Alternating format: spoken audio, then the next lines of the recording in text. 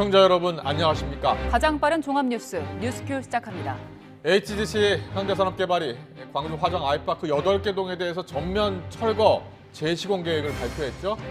철거 재시공에 실제로 문제는 없는 것인지, 그리고 입주민 보상은 어떻게 되는지 변호사와 함께 자세히 알아보겠습니다. 부모에게 학대당한 아동이 스스로 부모와 연을 끊을 수 있게 하고, 이혼한 부모가 양육비를 한 달 넘게 지급하지 않으면 바로 구치소에 가둘 수 있도록 가사소송법이 31년 만에 개정됩니다. 아동 권리 강화가 핵심인데 어떻게 또 얼마나 강화되는지 알아봅니다.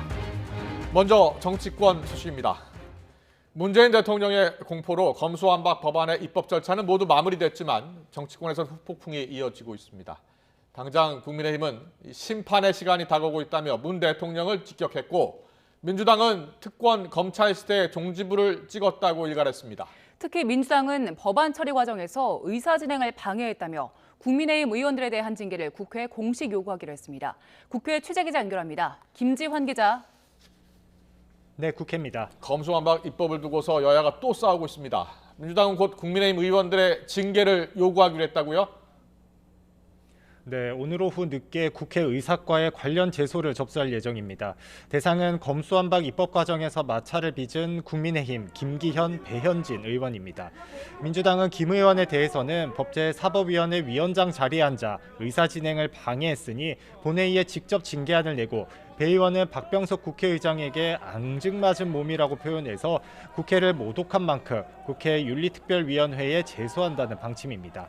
국민의힘이 검수완박이라는 압법을 공포했다면서 문재인 대통령과 민주당에 대한 공세를 이어가자 민주당이 징계 요청으로 맞불을 놓는 건데요.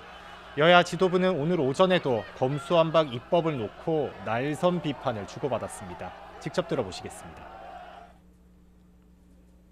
왜 하필 이런 시기에 검수완박을 통과시키냐는 언론인의 질문에 무려 3차례나 답변을 거부했습니다.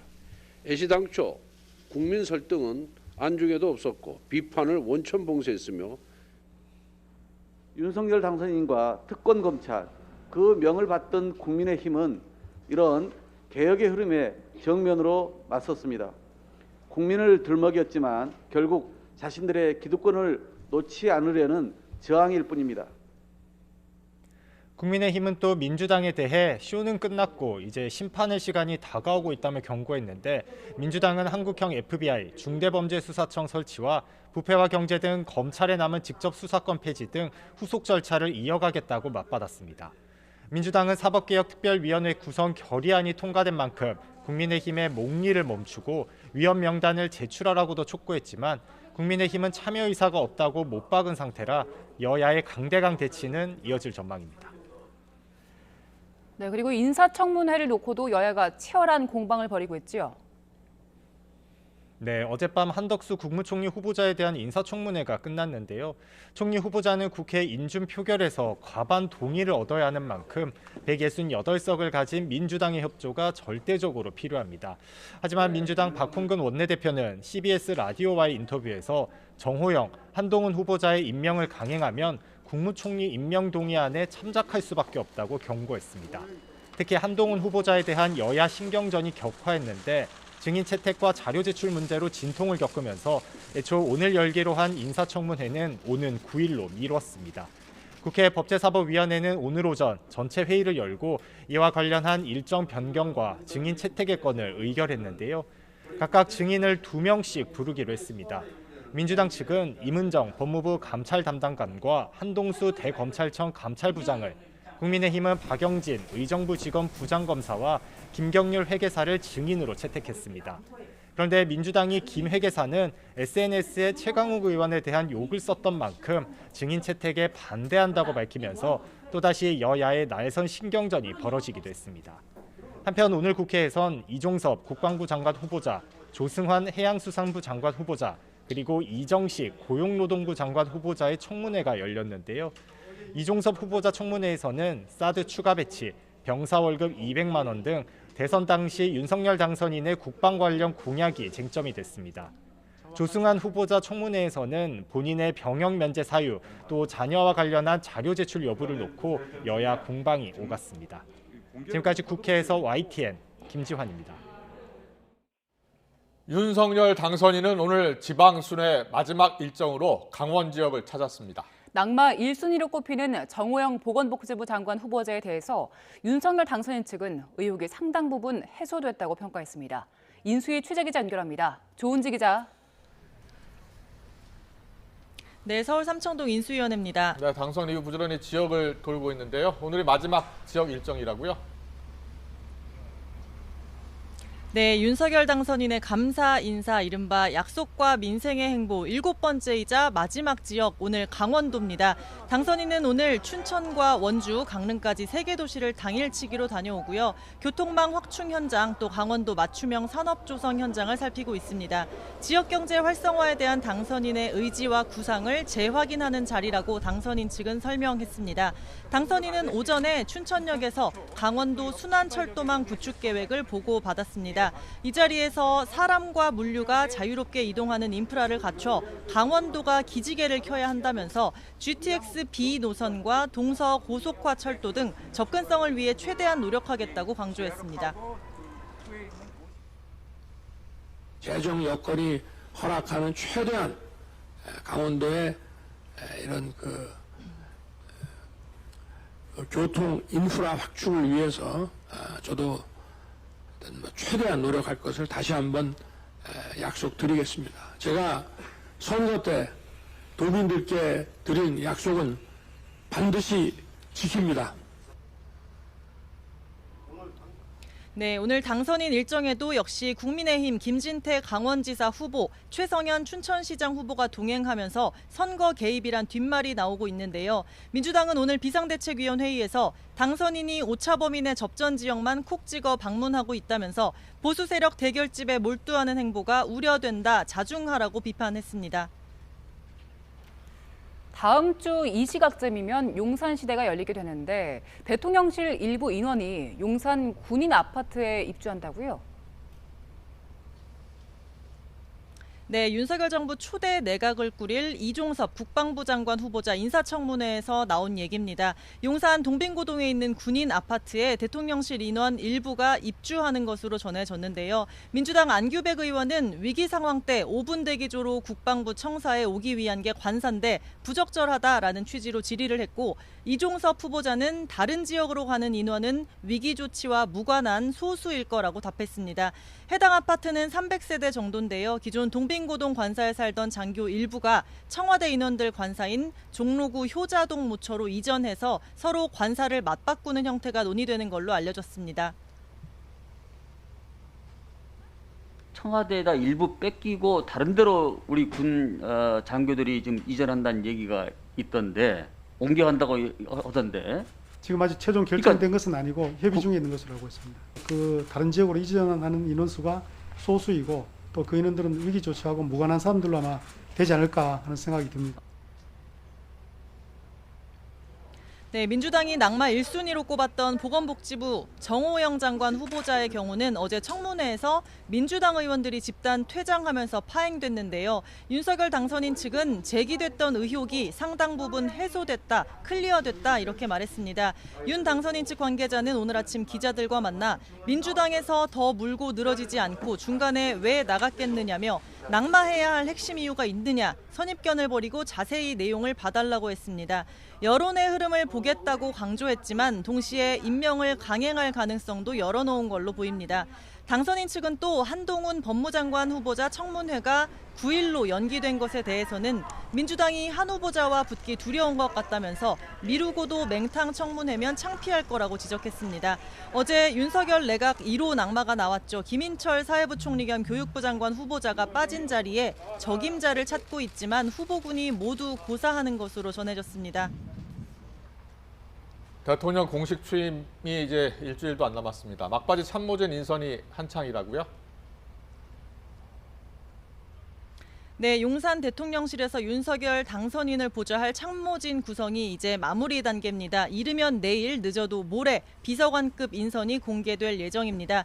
눈에 띄는 건 국정상황실인데요. DJ 정부 때 외환위기 극복을 위해 만들어져서 진보 정권에만 있었던 이 부서, 윤석열 정부에서도 유지하기로 했습니다.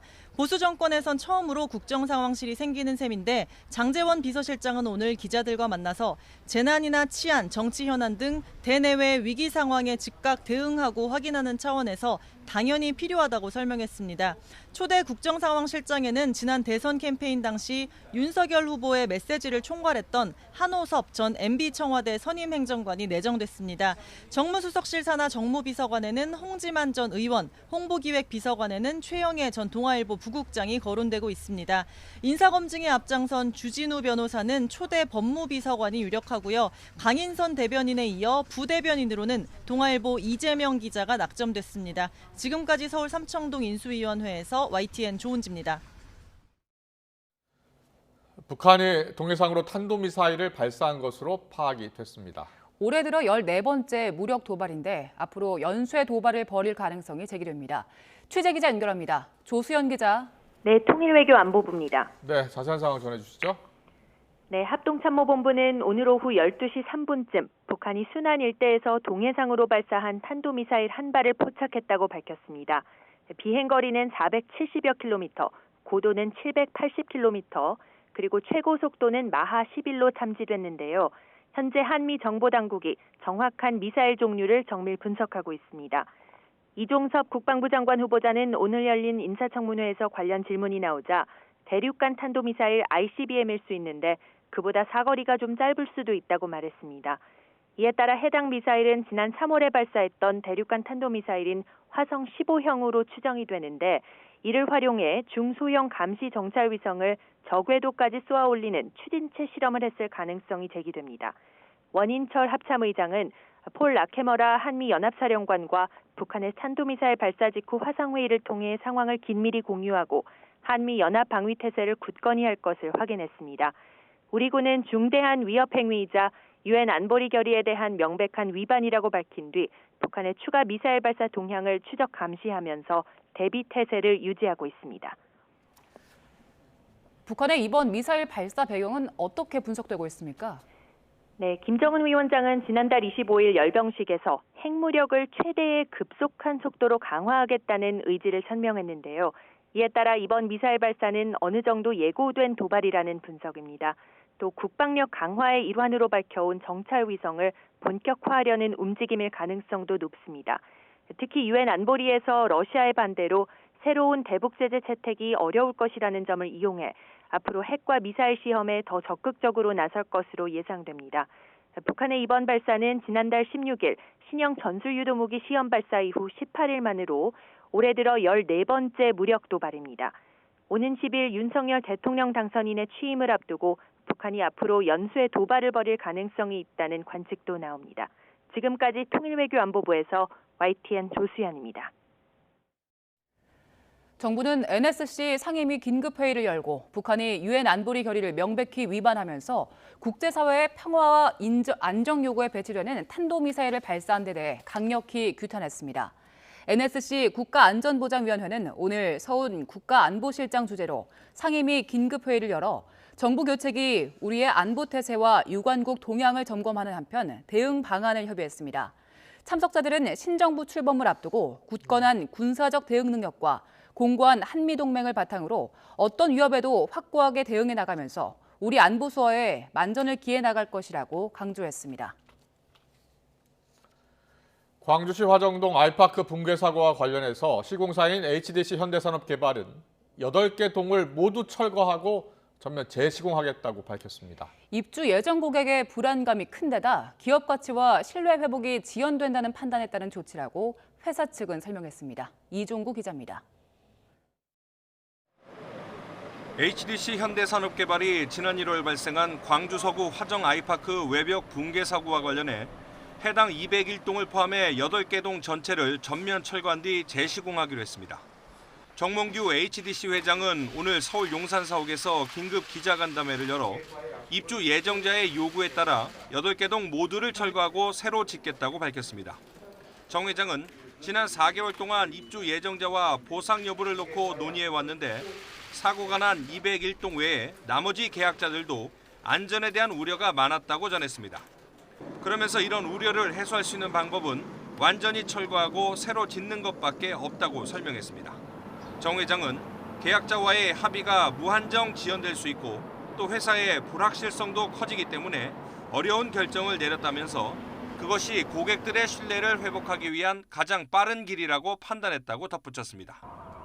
화정 아이파크는 1, 2단지로 나뉘어 당초 8개 동 847가구가 올해 11월 30일 입주할 예정이었습니다. 하지만 전면 철거 뒤 재시공이 결정됨에 따라 입주가 장기간 지연될 걸로 보입니다. 회사 측은 철거 뒤 준공까지 70개월이 소요될 것으로 예상하고 있습니다.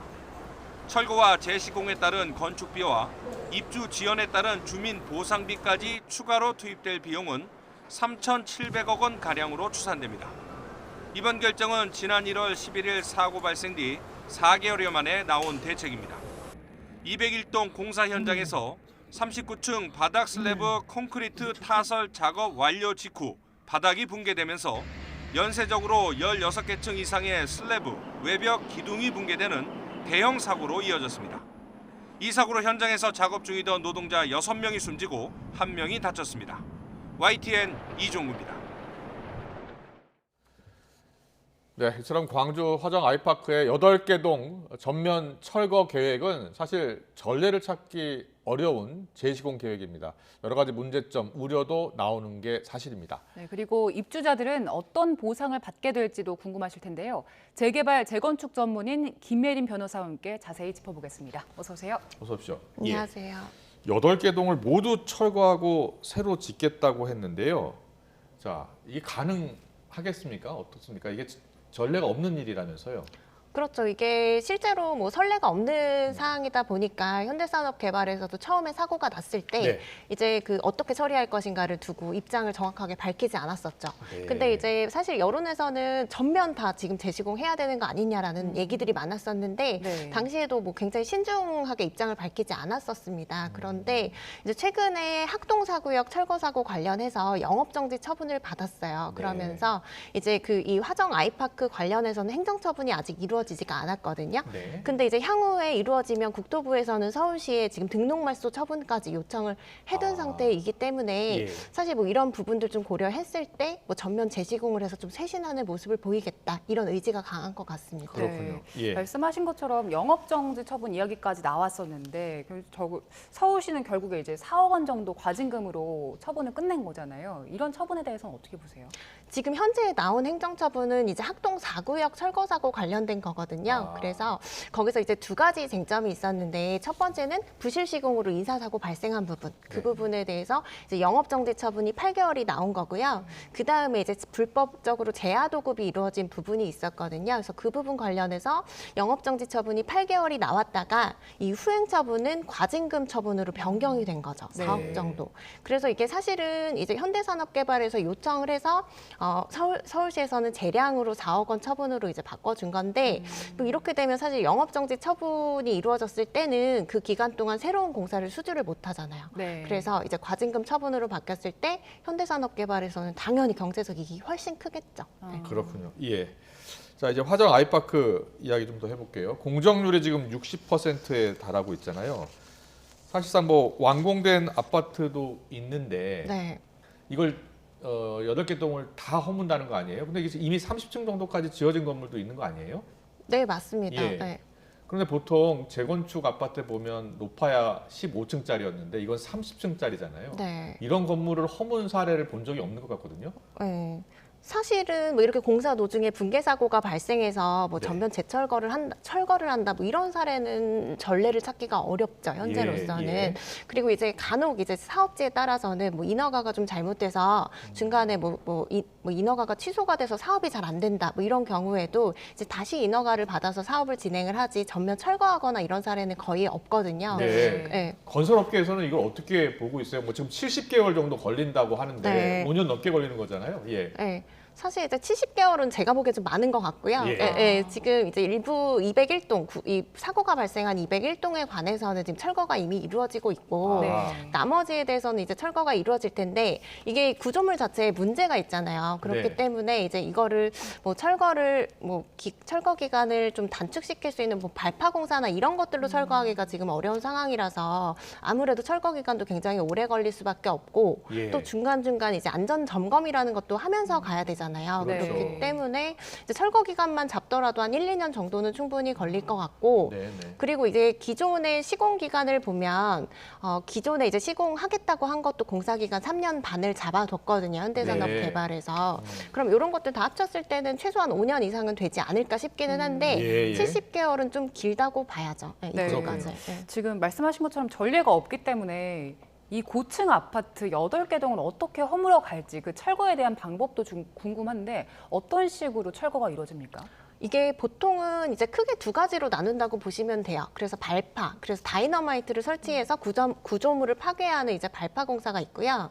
그리고 이제 기계를 직접 동원을 해서 뭐 중장비 같은 걸 이용해서 기계식으로 이제 철거를 하는 방법이 있는데 이제 여기 같은 경우에는 이제 발파 공사가 좀 어려운 게 구조물 자체에 지금 문제가 있잖아요. 네. 그러면 예. 그 발파 공사를 진행하는 도중에 이제 뭐 또 다른 추가 사고가 발생할 우려가 있거든요. 네. 거기다가 여기는 이제 도로 하나를 끼고 건너편에는 뭐 광주 유스케어라던가 예, 그리고 뭐 버스 터미널도 있고 백화점도 그렇죠. 있고 예. 예, 이렇게 좀 많이 사람들이 밀집해 있는 지역들이 있기 때문에 사실 발파 공사를 하기는 좀 어려울 것 같아요. 네. 근데 다만 이 발파 공사로 가면 철거 기간이나 비용은 굉장히 줄일 수가 있는데 뭐 어쨌든 간에 이렇게 공사하기는 어려울 것 같고 그렇다고 하면 이제 하나하나 뭐 예를 들어서 뭐 파괴를 한다거나 아니면은 이게 그 하나하나 이제 해체를 하는 그래야 그런 될것 식으로 같은데요. 기계식 철거 공사가 들어가야 되는데 그렇게 되면 기간도 오래 걸리고 비용도 많이 들어가겠죠. 그렇군요. 추가 기계식- 사고가 날 수가 있으니까요. 네. 예. 기계식 철거면 그 맨 위층부터 이렇게 차례차례 허물어 가는 예. 건가요? 이게 파괴하는 형태가 있고요. 그리고 네. 잘라내는 구조물을 아예 잘라내는 형태가 있는데 또 이것도 또 문제는 있습니다. 안전하게 철거가 가능하겠습니까? 그렇게 보고 있습니까? 어떻게 보고 있습니까? 전문가들. 사실 조금 어렵죠. 그래서 발파 예. 공사는 아예 안 된다고 보는 것 같고요. 그렇군요. 그리고 예. 이제 이 기계식으로 철거하는 경우에도 이게 그 파쇄를 해서 이게 철거를 하는 경우에는 네. 아예 파쇄 장치를 또 옥상에 올려둬야 되는 문제가 있거든요. 네. 그러면 건물이 또 이게 그 구조적으로 문제가 있기 때문에 또 아예 그냥 무너져 버릴 수가 있어서 네. 이것도 사실은 좀 어렵다. 그러면 하나하나 이제 다 끌어내서 이제 하나씩 이제 철거해 나가야 되는데 시간이 굉장히 오래 걸릴 수밖에 없죠. 그게 그렇겠네요. 오래 걸리겠네요. 예. 지금 현대산업 측에서는 그 철거를 두고 인허가 과정 같은 게 필요하다고 하는데 어떤 게 있습니까? 실제로 이게 공사를 진행하면 어느 단지나 마찬가지인데요. 굉장히 민원이 많을 수밖에 없어요. 예, 공사 기간이 지금 말씀드린 것처럼 공사 기간만도 3년 반 넘게 걸리잖아요. 네. 예, 철거까지 하면 5년 정도 넘게 걸리기 때문에 그러면 그 과정에서 이제 소음이나 분진이나 진동이나 이런 게 많이 발생하고 네. 민원이 굉장히 많죠. 그러면 이제 뭐 당연히 아침이나 저녁 시간대는 피해서 공사를 해야 되고 주말에도 공사를 하지 못하는 경우가 많거든요. 그렇군요. 그렇고 예. 네, 여기 같은 경우에 지금 안전상의 문제가 있기 때문에 철거하기 전에도 안전 점검을 반드시 받아야 될 걸로 보여요. 그렇게 네. 되면 이런 안전 점검 절차들을 이제 계속 이제 받으면서 뭔가 공사를 한다라고 하면 기간이 아무래도 좀 지연이 될 수밖에 없긴 하죠. 알겠습니다. 자, 이제 입주 예정자 보상 대책 여쭤보겠습니다. 입주까지 지금 5, 6년 정도 더 걸린다는 거예요? 네, 제가 볼 때 5년 이상 걸릴 것 같습니다. 그렇죠. 근데 네, 네. 원래 예정된 입주 날짜가 언제였습니까? 2022년 11월 30일이에요. 올해 11월이었죠. 네. 네. 그렇다면 이제 보상을 어떻게 해야 될지가 궁금한데 네. 변호사님 어떻게 보상을 해줄 것 같습니까? 이게 두 가지가 있을 것 같아요. 지금 예. 계약을 다 체결을 하신 상태거든요. 네. 여기가 847세대인데 근데 이제 계약을 해지하시고 싶은 분이 있을 거고 네. 5년이라는 기간을 기다렸다가 이제 입주하고 싶으신 분이 다를 것 그렇겠네요. 같은데요. 여기가 이제 분양가를 보면 분양가가 보통 얼마였어요? 여기가 30평대 기준으로 했을 때 4억 중반대에서 5억 중반대까지 이렇게 네. 되어 있었거든요. 예. 그래서 근데 주변 시세랑 비교했을 때는 지금 거의 2배 가까이 올라 있어요. 네. 아. 그렇기 때문에 이제 해지를 하시는 거는 좀 쉽지는 않겠죠. 예, 게다가 지금처럼 보상을 전면으로 만약에 지금 받고 싶으면 5억을 해주는 게 아니라 10억을 해주는 게 아니라 5억을 해주는 겁니까? 지금 만약에 해지를 하게 되면 위약금이라는 게 있어요. 그래서 위약금은 보통 어떻게 정해져 있냐면 전체 분양 대금의 10%로 정해져 있거든요.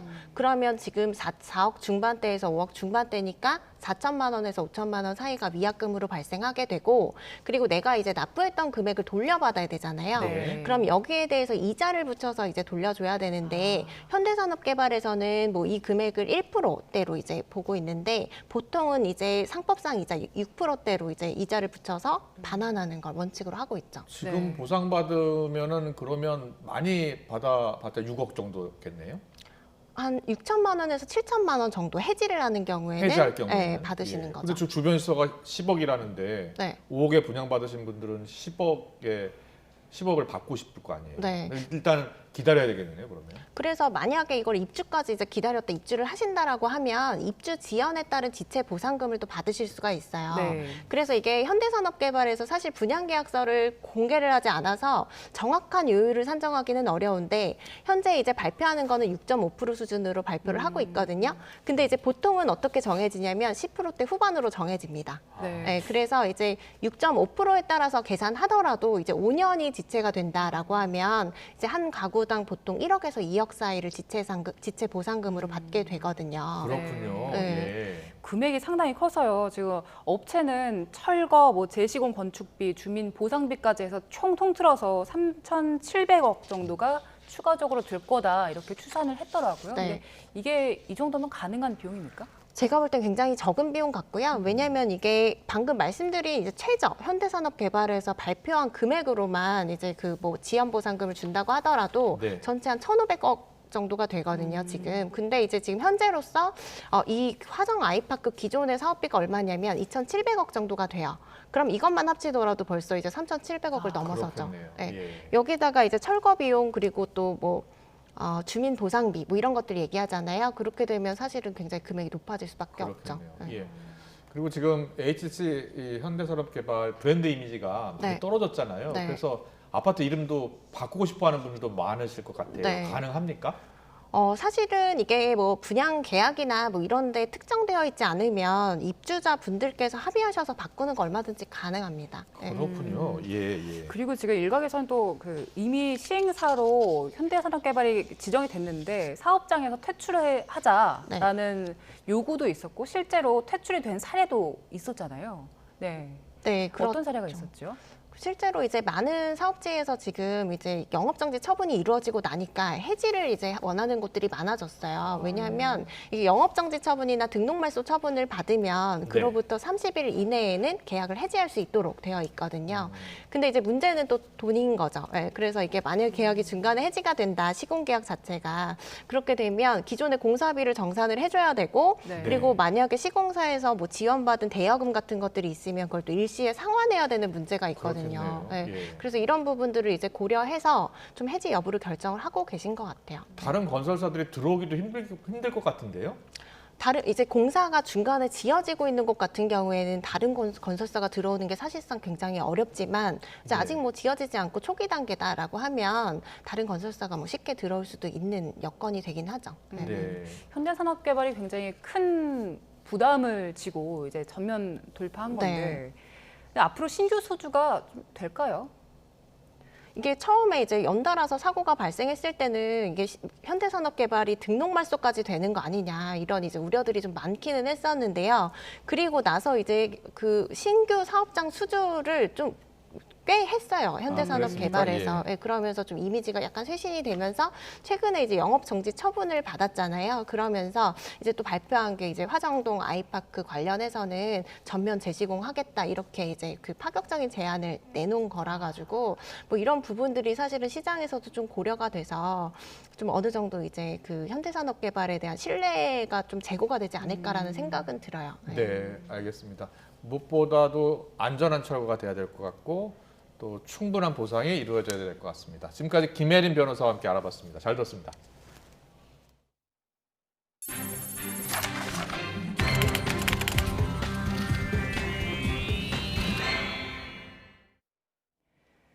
고위공직자 범죄수사처가 수사 착수 8개월 만에 고발사주 의혹에 대한 수사 결과를 발표했습니다. 손준성 검사만 직권남용 혐의를 제외한 다른 혐의로 재판에 넘기고 윤석열 대통령 당선인과 한동훈 법무부 장관 후보자 등에 대해선 무혐의 처분했습니다. 사실상 고발 사주는 있었다고 결론 내리면서도 윗선을 규명하진 못한 셈입니다. 취재기자 연결합니다. 우철희 기자. 네, 사회일보입니다. 네, 공수처가 마침내 고발사주 의혹 수사 결과를 내놨네요. 네, 그렇습니다. 공수처는 오늘 고발사주 의혹 최종 수사 결과 발표를 통해 전 대검찰청 수사정보정책관인 손준성 대구고검 인권보호관만 불구속 상태로 재판에 넘기기로 했습니다. 공직선거법 위반과 공무상 비밀누설 등 4개 혐의만 적용됐고 직권남용 권리행사 방해 혐의 등은 혐의가 없다고 결론 내렸습니다.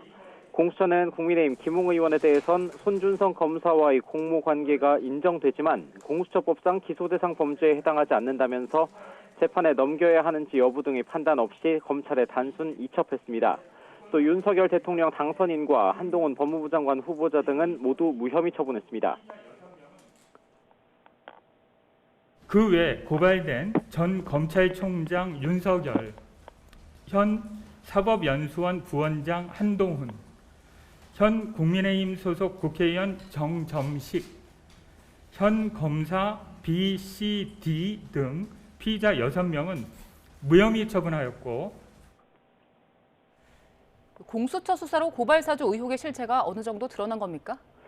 네, 고발 사주가 있었지만 사주를 지시한 윗선은 규명하지 못했다. 이 정도로 봐야 할 것 같습니다. 먼저 공수처는 손준성 검사와 김웅 의원이 공모해서 고발장 작성과 활용을 통해 지난 21대 총선에 영향을 미치려는 행위가 있었다고 판단했습니다. 당시 검찰총장인 윤석열 당선인과 가족, 검찰 조직에 대한 비난 여론을 무마하고 여권 인사들에 대한 부정적 여론을 형성해 선거에 영향을 미치는 행위를 했다는 겁니다. 다만 공수처 관계자는 고발장 작성을 지시한 사람과 실제 작성한 사람이 누군지에 대해서는 합리적 의심을 배제할 정도로 밝혀내지 못했다고 말했습니다. 공수처는 또 손 검사의 직권남용 혐의를 재판에 넘기지 않기로 결론낸 부분에 대해서는 증거가 충분치 않고 직권남용죄 성립에 필요한 의무 없는 일을 손 검사가 휘하 검사에게 강요하지 않았다고 판단했습니다. 공수처는 손 검사의 직권남용 혐의를 불기소하기 때문에 윤석열 당선인과 한동훈 후보자, 김웅 의원 등 다른 피의자도 같은 혐의를 모두 불기소한다고 덧붙였습니다. 지난해 9월 인터넷 언론 뉴스버스는 윤석열 당선인의 검찰총장 재직 당시인 2020년 4월 총선 직전 대검이 국민의힘의 전신인 미래통합당 측에 유시민 전 노무현재단 이사장 등 여권 인사에 대한 고발을 사주했다면서 고발 사주 의혹을 제기했습니다. 이 과정에서 총장의 눈과 귀 역할을 하는 손준성 당시 대검 수사정보정책관의 주도로 1, 2차에 걸쳐 작성된 고발장이 검찰 출신인 김웅 의원을 통해 통합당 측에 전달됐다는 내용입니다. 공수처는 전방위 압수수색과 함께 손 검사를 2차례 소환 조사한 뒤 체포영장과 구속영장을 모두 3차례 청구했지만 전부 기각됐고 윤 당선인에 대해선 소환은 물론 서면 조사조차 이루어지지 않았습니다. 지금까지 사회일보에서 YTN 우철입니다. 검찰이 계곡 살인사건 피의자 이은혜와 조연수가 의도적 행동으로 남편을 살해했다고 보고 살인 혐의를 적용해 구속 기소했습니다. 검찰은 이은혜가 심리적 지배, 이른바 가스라이팅을 통해 남편을 경제적으로 착취했다고 판단했습니다. 현장에 취재기자 나가 있습니다. 김혜린 기자. 네, 인천지방검찰청에 나와 있습니다. 구속기한을 하루 앞두고 검찰이 오늘 2사람을 기소했죠? 네, 검찰이 오늘 오후 31살 이은혜와 30살 조현수를 구속 기소했다고 밝혔습니다. 지난 2019년 이은혜의 남편 윤모 씨가 숨진 지 3년여 만입니다. 적용된 혐의는 살인과 살인 미수, 그리고 보험사기 특별법 위반 미수입니다. 검찰은 이은혜와 조현수가 지난 2019년 6월 경기 가평군 용소계곡에서 수영을 전혀 못하는 윤 씨가 기초장비 없이 다이빙하도록 해 숨지게 했다고 봤습니다. 구조할 수 있었는데도 일부러 하지 않은 부작위에 의한 살인이 아니라 자기에 의한 살인, 다시 말해 의도적인 행동을 통해 윤 씨를 살해했다고 본 겁니다. 또 지난 2019년 2월 강원 양양군 펜션에서 윤 씨에게 보거피 등을 섞은 음식을 먹여 살해하려 했지만 치사량에 미치지 못해 살인 미수에 그쳤다고 판단했습니다. 2019년 5월엔 경기 용인시 낚시터에서 윤 씨를 물에 빠뜨려 살해하려 한 혐의도 공소 사실에 포함됐습니다. 또 2차례의 살해 시도 전마다 실효된 보험을 되살린 점도 살해 고의성이 있다는 판단에 영향을 미친 것으로 보입니다. 검찰은 이은혜가 수년간 남편을 심리적으로 완전히 지배했다고 판단했죠? 네, 검찰은 이은혜가 남편 윤모 씨와 교제를 시작한 지난 2011년부터 윤 씨에 대한 심리적 지배, 이른바 가스라이팅을 해온 것으로 봤습니다. 윤 씨를 심리적으로 지배하면서 경제적 착취를 계속했고 결국 윤 씨를 극심한 생활고에 빠뜨렸다는 겁니다. 또 윤 씨의 일상생활을 철저히 통제하면서 가족과 친구들로부터 고립시켰고 그 결과 윤 씨는 이은혜의 요구를 거부하거나 저항하지 못하는 상태에 이르게 됐다고 설명했습니다. 그러면서 정작 이은혜 본인은 2017년 3월 윤 씨와 결혼한 뒤에도 다른 남성들과 동거, 교제한 것으로 드러났습니다. 이런 배경에서 이은혜가 자신의 친딸을 숨진 윤 씨의 호적에 올리는 것도 가능했던 것으로 보입니다. 검찰은 유가족 요청에 따라 어제 인천가정법원에 입양 무효 확인 소송을 제기했습니다. 이은혜와 조연수는 도피 과정에서 향후 진행될 형사 절차를 전략적으로 치밀하게 준비한 정황도 확인됐는데요. 주임 검사의 인사 이동 때까지 도피할 계획을 세우고 담당 수사검사를 비난하는 기자회견문도 작성해 보관해온 것으로 드러난 겁니다. 이은혜와 조연수는 현재 재판을 고려해 사전 변호사 선임을 준비하고 있는 것으로 알려져 기소 이후에도 치열한 법정 다툼이 이어질 전망입니다. 이은혜와 조연수의 도피 과정에 도움을 준 조력자들에 대한 조사도 진행되고 있죠. 네, 이은혜와 조연수가 4개월 동안 도피 행각을 벌일 수 있었던 배경엔 조력자들의 도움이 있었던 것으로 드러났습니다. 검찰은 지난달 말 이은혜와 조연수를 도운 조력자 32살 A씨와 31살 B씨를 범인 도피 혐의로 구속했습니다. 조사 결과 이은혜와 조현수는 지난해 12월 13일 잠적하기 하루 전날 A씨의 집에 모여 도피 계획을 함께 세운 것으로 확인됐습니다. 또 A씨가 두 사람이 은시처로 삼았던 경기 고양시 오피스텔 임대 비용을 마련하고 B씨는 이 오피스텔을 대신 계약해주기도 했습니다. 하지만 A씨는 검찰 조사에 방해가 될 정도로 진술이 오락가락 달라지는 것으로 알려졌습니다. 검찰은 다른 지인 2명도 범인 도피 혐의로 입건해 조사를 벌이고 있는데요. 검찰은 범인 도피 혐의로 수사 중인 조력자 4명을 제외한 다른 조력자가 있는지 확인하고 있습니다. 또 이은혜와 조연수의 은신처에서 천장 속에 숨겨져 있던 휴대전화 5대와 노트북 1대, USB 1개를 추가로 압수해 도피 자금 출처 등을 분석하고 있습니다. 지금까지 인천지방검찰청에서 YTN 김혜린입니다.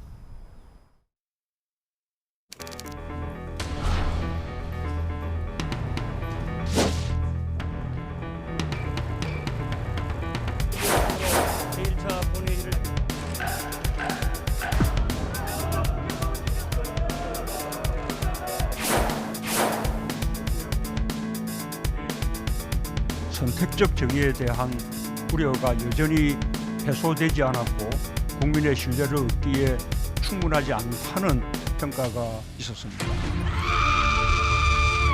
문재인 대통령은 결코 자신의 꿈처럼 잊혀진 대통령이 될 수 없을 것입니다. 자랑할 때는 앞장서고 사과해야 할 때는 참모대로 숨고 분리할 때는 침묵했습니다.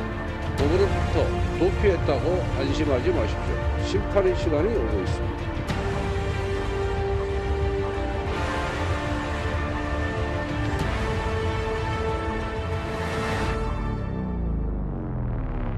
검찰 정상화를 위한 개혁 입법이 마침내 완료되었습니다. 후원검찰 시대가 그 종지부를 찍게 된 것입니다.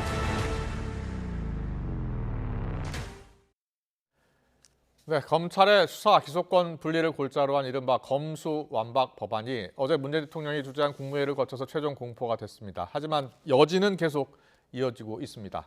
국회에서는 새 정부의 장관 후보자 3명에 대한 인사청문회가 현재 진행 중입니다. 다만 한동훈 법무장관 후보자의 청문회는 9일로 연기가 됐죠. 자, 정치권 이슈 짚어봅니다. 최창렬 용인대 특임교수, 노동일 경희대 교수 나와 계십니다. 어서 오십시오. 안녕하세요. 안녕하세요. 안녕하십니까.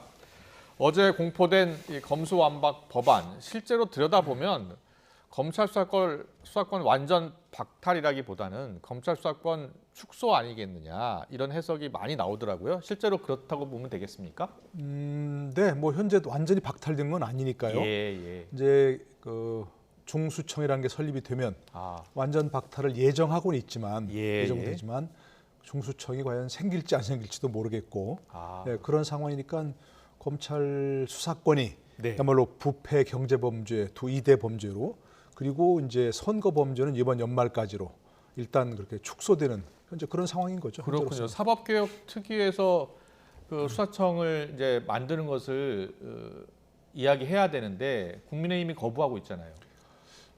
양쪽 모두에게, 그러니까 민주당에도 그렇고 국민의힘에도 그렇고 중대범죄수사청이라고 할지 뭐 특수청이라고 할지 잘 모르겠지만 네. 그 부분은 지금 이제 사법개혁특위에서 논의해서 결정한다는 거 아니겠습니까? 네네. 양쪽 모두에게 지금 양날의 칼입니다, 이게. 예. 왜냐하면 자, 만약에 이제 중수청이 설치가 네. 된다 하면 그게 굉장한 또 힘을 가진 수사기관이 될 거 아니겠습니까? 그렇겠죠. 그러면 언제 됩니까? 윤석열 대통령이 지휘할 수 있는 수사기관이 하나 생기는 겁니다. 그렇죠? 그리고 이제 그 여러 가지 그것도 여러 방안이 나와 있지만 네. 만약에 법무부 장관 휘하로 간다, 미국처럼 KFBI라고 그래가지고 네. FBI가 법무부 장관 산하거든요. 그렇죠. 그러면 그거 어떻게 한동훈 법무부 장관 산하로 간다? 후보자지만 된다면 네. 예. 그건 민주당에서 정말 원치 않겠죠. 원치 않겠죠. 그런데 만약에 중수청 설치가 안 된다 결과적으로 네. 그 시간을 끌건 국민이 참여하지 않았건 간에 어쨌든 안 한다면 검찰의 그 부패 경제 수사권은 계속 남아 있게 되는 겁니다. 네. 끝까지. 그렇군요. 그게 연계돼 있지 않습니까? 예. 중수청 설치하고 수사 역량이 어느 정도 궤도에 오를 때까지만 부패 경제 수사권을 검찰이 존속한다는 것이었거든요. 네. 그러니까 그게 설립이 되어야 완전히 검찰 수사권이 완전히 박탈되는 것인데, 예. 그러니까 이게 설치하기도 그렇고 안 하기도 그렇고 아마 굉장히 좀 향후에 고민거리가 될 겁니다. 그런 문제가 있겠군요. 네. 알겠습니다. 자, 검찰 수사 기소권 분리를 골자로 한 이 검수완박 법안. 최창열 팀 교수님은 이게 검찰 수사권 완전 박탈이라기보다는 이제 축소 쪽이다. 그렇죠. 그리고 민주당은 특권 검찰 종지부다 이렇게 평가를 하고 있거든요. 자, 어떻게 평가하십니까? 이 법안에 대해서, 이 개정안에 대해서 워낙 지금 시각이 달라요. 민주당은 검찰 권력의 정상화다 이렇게 얘기를 하고 있잖아요. 네. 또 그쪽 지지하는 분들은 다 그렇게 얘기를 하고 있고, 또 이 반대편의 국민의힘 쪽에 이제 의견에 동조하는 분들은 검찰의 권력을 자꾸 이제 뺏어서 피해자가 결국은 국민이 될 것이다, 이런 이제 전혀 상반되는 이제 의견을 보이고 있단 말이에요 지금. 네. 근데 아무튼 검찰의 수사권이 완전 박탈되지 않았죠. 지금 우리 노 교수님 잘 설명하신 네. 것처럼 부패하고 이제 경제 범죄는 할 수 있고, 또 지난 4월 22일 날 중재안이 있었잖아요. 네. 국민의힘과 그때는 또 부패 경제와 범죄 경제 등 대통령 영으로 정하는 중요 범죄에서 그다음에 중으로 바꿨어요. 그러니까 하나만 할 수 있다라고 이제. 그러니까 경제 범죄와 부패 범죄 중 대통령 영으로 정하는 것 이렇게 했는데 또 다시 최종 통과는 등으로 다시 바꿨어요. 그렇습니까? 다시 말씀드리면 예. 부패 범죄와 경제 범죄 등 대통령 영으로 정하는 중요 범죄니까 얼마든지 다른 범죄 수사할 수 있는 거예요. 대통령 시행령으로 대통령령이 그럼요. 정하면 된다는 말씀이시죠? 윤석열 정부 출범하면. 그래서 예. 이 부분은 완전 박탈이 아니라 조홍천 의원 얘기처럼 민주당의 조홍천 의원 말처럼 검찰의 수사권을 단계적으로 박탈한다는 얘기인데 단계적으로 박탈이 안 될 가능성이 높은 것 같아요. 그리고 중수청도 어떻게 될지 모르는 것이고 잘 설명하신 것처럼. 그래서 이 검찰 개혁에 관련된 이 검찰청법 개정안하고 형사소송법 개정안이 굉장히 많이 바뀌었어요. 네. 많이 바뀌어가지고 좀 심하게 폄훼해서 말씀드리면 거의 누더기법으로 됐어요 지금. 그렇군요. 거의 뭐 중재안하고도 다르고 또 그 이후에 다르고 그다음에 최종 통과도 다르기 때문에 네. 이게 과연 민주당이 말하는 검찰개혁법이 맞기는 한 거냐, 그런 이제 비판이 있을 수가 있죠. 지금 여러 가지 독소 조항 이야기도 많이 나옵니다. 특히 이제 고발인 이의제기를 삭제한 부분이 독소 조항이다. 이 부분을 빨리 수정 보완해야 한다라는 지적이 나오고 있는데요. 구체적으로 어떤 내용입니까? 범죄 수사란 것은 여러 경로로 시작될 수가 있죠. 그렇겠죠. 수사기관이 이제 인지할 수도 있고, 예. 제일 중요한 건 이제 고소겠죠. 그다음에 이제 고발, 범죄를 목격하거나 알게 된 사람이 고발하는 제3자가 그런 것도 이제 중요한 수사의 단서가 되는 것이거든요. 네. 근데 지금 이 상황에서 지금 경찰이 불송치했다, 만약 고발을 받았는데 그걸 수사해 보니까 뭐 혐의가 없다거나 이제 불송치 결정을 하면 지금까지는 이의 신청권이 있었습니다. 네. 이의 신청을 해서 이제 검사가 보완 수사를 요구하거나 보완 수사를 하거나 그렇게 됐었거든요. 네. 그것이 굉장히 중요한 권력형 범죄 수사 단서가 되기도 했었습니다. 예. 최근에 왜 그 뉴스가 나왔죠? 경찰이 성남시청을 압수수색했다고. 네. 성남 FC 후원 사건 관련해서 그게 원래 경찰이 불송치 결정을 한 거죠. 그럼 경찰에서는 무혐의 결정을 했었죠. 거죠? 그런데 이제 송치하니까 그 고발인이 아마 바른미래당이었을 겁니다. 그러니까 범죄 아마 관련 없는 제3자가 범죄 사실을 인지하니까 이제 고발을 한 거죠. 그렇군요. 고발인이 이의 신청을 하니까 성남지청에서 볼 수 있었던 겁니다. 그래서 성남지청에서 보완 수사를 요구하거나 보완 수사를 해야 된다고 하는데 그게 박하영 검사가 그 사직하게 된 계기가 된 거죠. 박은정 지청장이 못하겠다 지금 이런 얘기 아니겠습니까? 그런 경우 이제 지금 보니까 고발인이 이의 신청권이 있으면 검찰에 이의 신청을 하거나 해서 수사를 계속 이어나가게 할 수 있습니다. 네네. 지금 그걸 삭제해 버렸거든요. 그러니까 아마도 이제 그런 경우를 이제 염두에 두고 한 것 같습니다. 그렇군요. 권력형 범죄 사건에서. 근데 문제가 뭐냐? 특히 예를 들자면 이제 미성년자 아동이라든지 이런 그 성폭력 사건이라든지 아동 학대 사건이라든지 또 장애인 시설에서 학대 사건이라든지 이런 것들은 피해자들이 고소하기가 어렵지 않습니까? 그게. 그렇죠. 대부분 고발로 이제 그러니까 수사가 주변에 있는 시작되잖아요. 사람들이 그걸 이제 목격한 사람들이 도저히 참다 못해서 이제 고발을 하거나 그 관련자들이 내부자들이 고발합니다. 이게. 그래서 수사가 이루어지는 것이거든요. 선거 사건도 대부분 선거도 고발로 이루어지고요. 그래서 N번방 사건 같은 건 지금 그런 것들이고요. 그런데 만약 그 좀 아까 얘기한 대로 권력형 비리 고발 사건을 막기 위해서 이 고발 신청 이의 신청권을 삭제해 버렸다 고발인에 그러면 좀 전에 얘기한 그런 아동 학대 사건 같은 경우에서 고발을 했는데 경찰이 불송치 결정을 해버리면 이게 그냥 사장돼 버리는 겁니다. 경찰이 제대로 수사하면 되는데. 그죠? 물론이죠. 제대로 수사하면 되는데 물론 경찰을 다 못 믿겠다는 얘기 절대 아닙니다. 그런데 과거 예를 도가니 사건이나 이런 경우도 보면 그런 시설을 운영하는 사람들이 그 지역 유지입니다. 그리고 대개 그 지역 경찰이나 뭐 이런 여러 그 권력기관들하고 유착 관계에 있는 사람들이 많고요. 그렇기 때문에 그게 제대로 안 드러나거든요. 그래서 고발인이 불송치 결정에 대해서 이의 신청을 할 수 있어야 되는데 이런 문제를 인식한다면 이 부분은 조금 보완해야 되는 거죠. 앞으로. 오늘 윤호중 비대위원장도 라디오 인터뷰에서 이 질문이 나오니까 그 인지하고 있다, 수정 보완할 생각이다 이렇게 이야기하더라고요. 이 고발인 이의제기 삭제는 이제 보완이 돼야 될 것 같네요. 당연히 보완돼야 돼요. 지금 뭐 잘 말씀해 주셨는데 고발인이 이의 신청을 못 한다는 거는요. 경찰 단계에서 끝나면 그걸 끝이에요. 송치 안 하면 또 할 수 없는 거 아닙니까? 송치된 사건에 대해서는 또 보완 수사할 수 있게 됐고 이번에 바뀐 법이. 근데 고발인에 의해서는 이의 신청이 전혀 안 된다. 당사자 고소인 이외에는 그건 말이 안 되는 거죠. 이거야말로 왜 과연 이 법을 바꾸려 하는 것인가? 이게 과연 검찰 개혁이고 검찰에게 너무 많은 권력이 집중돼 있어서 바꾸는 게 바로 이러한 것인가라는 게 이거 이해가 안 가는 거예요. 그러니까 윤호중 전 원내대표도 그런 얘기를 한 거라고 봐야죠. 국민의힘은 일단 헌법재판소에 효력정지 가처분 신청 그리고 권한쟁의 심판을 청구한 상태입니다. 이게 과연 의결 공포된 법률안을 돌릴 수 있을지 여부에 대해서는 일단 많은 전문가들이 쉽지 않을 것이다 이렇게 보더라고요. 효력정지 가처분 신청 같은 거를 헌재가 받아들인 케이스는 거의 없고요. 그렇죠. 또 헌재 사건이 보통 뭐 시간이 굉장히 오래 걸립니다. 이게. 그리고 이제 권한쟁의 심판한다 그러면 검찰 자체가 뭐 권한쟁의 심판 청구인 적격이 있느냐, 그러니까 검찰이 권한쟁의 심판을 청구할 수 있느냐, 헌법기관이냐, 그렇죠. 그런 점도 이견이 있는 것이고요. 그래서 그 부분 또 설사 권한을 침해했다 하더라도 그 법안 자체가 뭐 위헌 무효가 되는 건 아니니까요. 그리고 이제 위헌 심판 같은 거 가능하겠죠. 위헌 소송 법률에 이제 위헌 법률 심판 같은 거 가능하겠는데 또는 이제 뭐 헌법 소원을 한다든가. 그것도 굉장히 오래 걸립니다, 시간이. 근데 지난번에 이제 그 공수처법 위헌 심판이 한 번 있었죠. 헌법 소원을 해가지고 그때 헌재가 그렇게 얘기했습니다. 예를 들어서 어떤 우리나라의 이제 수사권이 국가가 가진 기고 권한인데 그것을 어떤 기관이 어떤 범죄를 어떤 범위로 수사하게 할 것인가는 입법 재량이다. 기본적으로 국회가 결정할 사항이다. 그랬습니다. 그런데 거기 단서가 뭐가 있냐면 명백히 자의적이거나 현저히 부당하다고 평가되지 않는 한 이런 단서가 있었습니다. 그러니까 이게 이제 이런 사건에서 문제가 잠을내면 이번 절차가 내용은 뭐 그러다 치더라도 절차가 굉장히 명백히 자의적이거나 현저히 부당하다. 이런 얘기를 좀 할 수밖에 없는 상황이죠. 그래서 이게 헌법 소원으로서 이제 그래서 국민의 기본권을 침해한다든가 그래가지고 위헌이 나올 수밖에 나오면 법률의 효력이 없어지는 것인데 이게 상당히 쉽지 않은 여러 경로로 봐서 쉽지 않은 결과일 것 같습니다. 이 논란은 어제 안철수 위원장이 발표를 했죠. 110개 국정과제 발표 때도 나왔습니다. 여기에 이제 뭐가 들어있었냐면 검찰, 경찰 각자 수사 책임제를 4번째 국정과제로 올렸습니다. 자, 이 부분과 관련해서 향후 이제 충돌이 불가피할 것 같아요.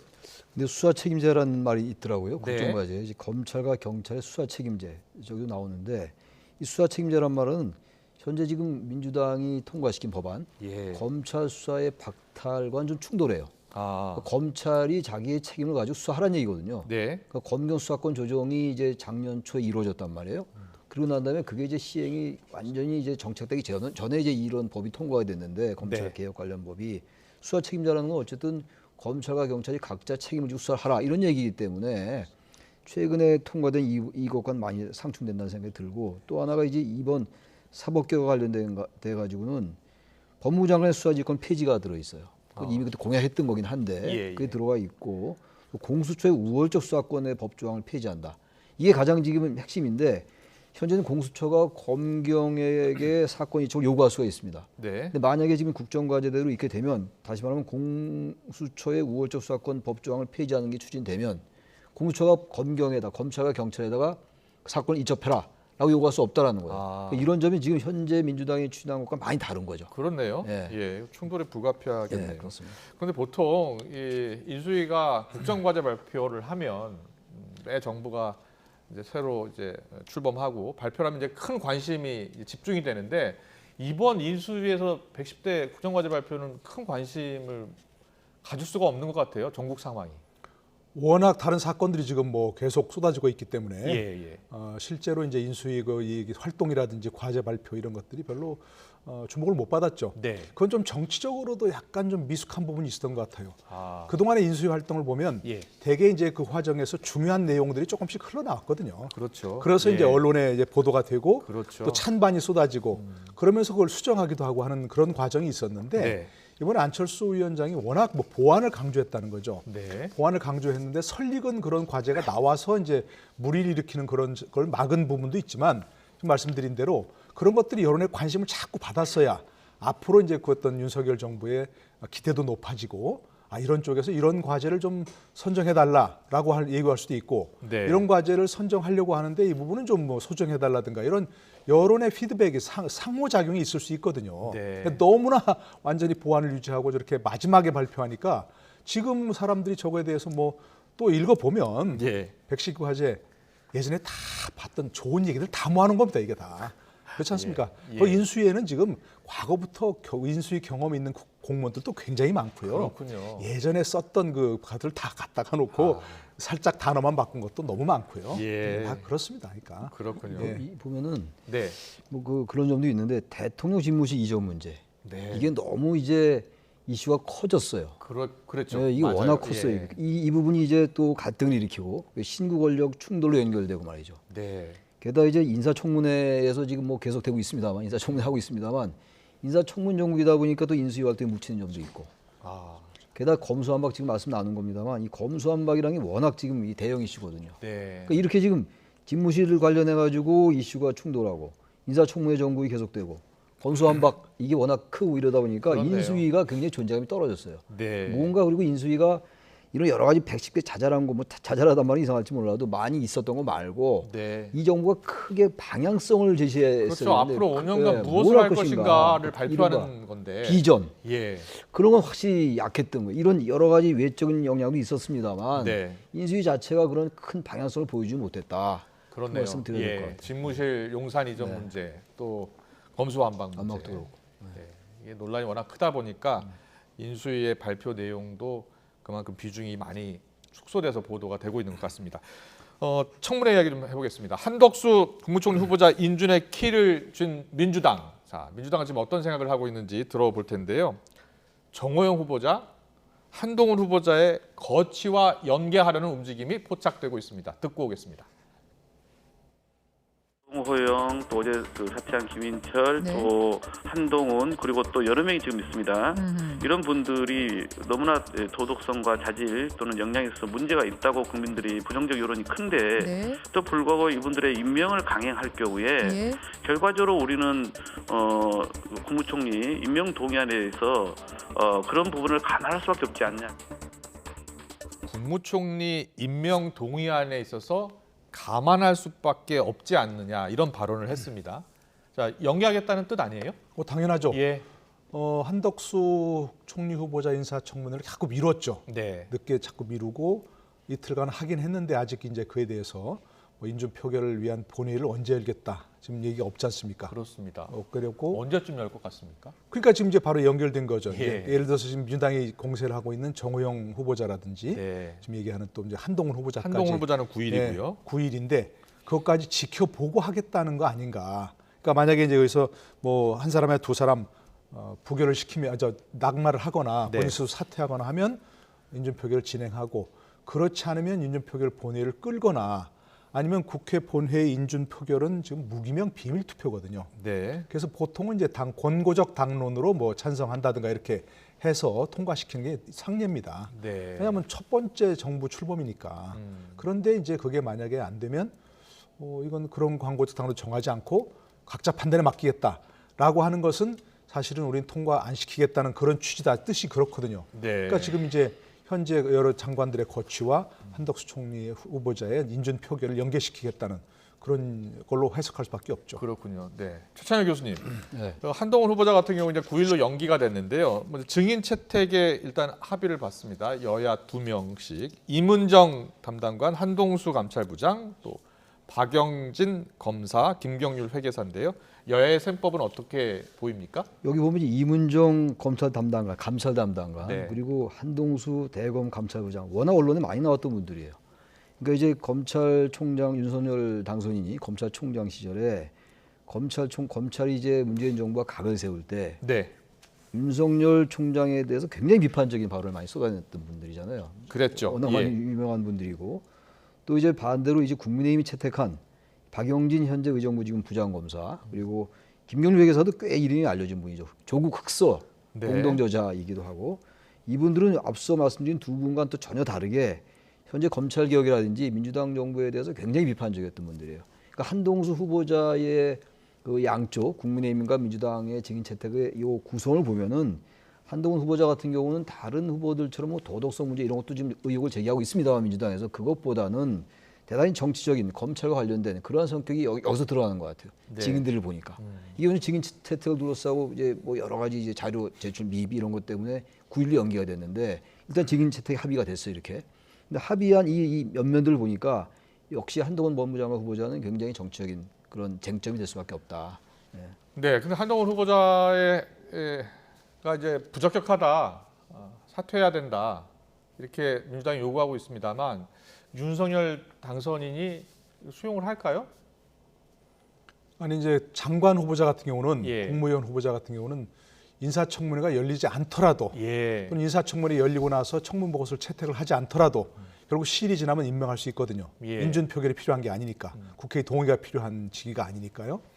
그러니까 뭐 윤석열 당선인으로서는 설사 이제 다른 사람을 좀 희생시키더라도 본인이 대통령이 되고 나서는 임명 안 할 리는 없겠죠. 네네. 그게 지금 사실은 한동훈 후보자가 단순히 법무장관이라는 한 개인 뭐 만약에 일개 장관이라는 게 아니라 어떤 윤석열 대통령으로서의 전국 구상에서 핵심적인 역할을 할 수도 있는 그런 상황이거든요. 아까 예. 본 뭐 예를 들어서 중수청 설치라든지 네. 또 뭐 많이 얘기됐지만 상설특검법을 발동할 수 있는 권한이 법무장관에게 있거든요. 그렇죠. 국회도 할 수 있고 상설 예. 법무장관이 필요하다고 판단하면 할 수도 있고 거기다가 또 여러 가지 뭐 검찰을 뭐 인사권으로 지휘할 수도 있고 그런 여러 가지 포석이 있기 때문에 뭐 절대로 윤석열 대통령으로서는 포기하지 않을 그런 카드죠. 지금 18명의 그 장관 후보자 가운데 지금 김인철 교육부총리 후보자 빼고는 지금 낙마한 후보자가 없잖아요. 네. 정호영 후보자도 지금 문제 없다라는 게 인수위의 입장인 것 같아요.